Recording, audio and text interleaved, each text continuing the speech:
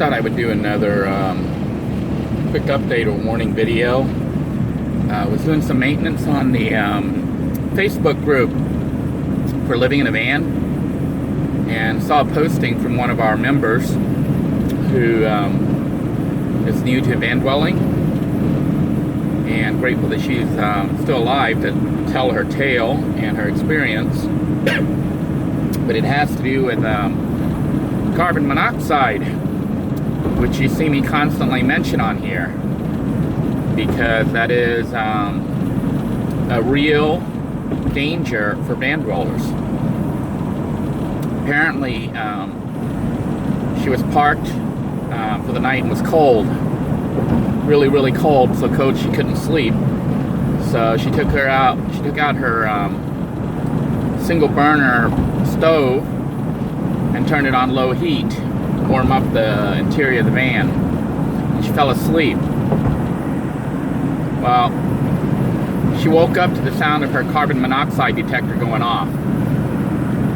In order for that detector to go off, that van was at extremely dangerous levels. And what probably helped her sleep was the room or the van was starting to fill up with carbon monoxide. My advice is to, one, get a carbon monoxide detector, okay? That is an essential survival equipment.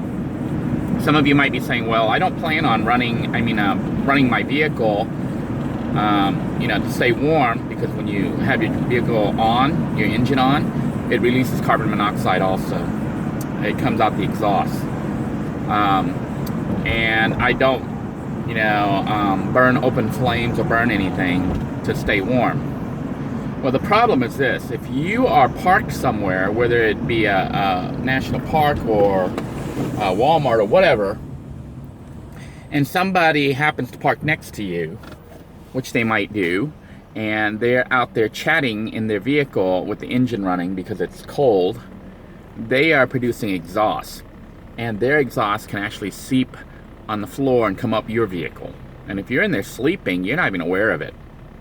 The carbon monoxide will come right into your vehicle and you never wake up.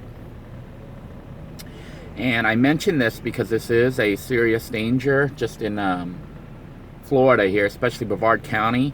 I think over the last year or so, we've had like 2 or 3 dead bodies show up in a van or a vehicle outside of Walmart.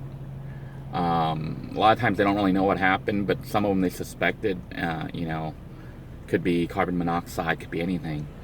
But that is just something that I thought is worth mentioning and talking about again. Some tips that I have if you're really cold is, one, first, have a carbon monoxide detector. That is a piece of equipment you really want to invest in. I think you can get them for about $15 to $20 at a store like Walmart, or get them online. The second thing is, if you're trying to stay warm, the first thing is to bundle yourself. You can wear like thick clothing, wear like sweater, sweatshirt, sweatpants, and then the other thing is to get a really nice sleeping bag. Sleeping bags are rated for different temperatures, so depending on where you are and how cold it can get, you could even get sleeping bags that go sub-zero. What that means is those sleeping bags are designed for people who go hiking out in the wilds, like sleep in a tent in snow and ice.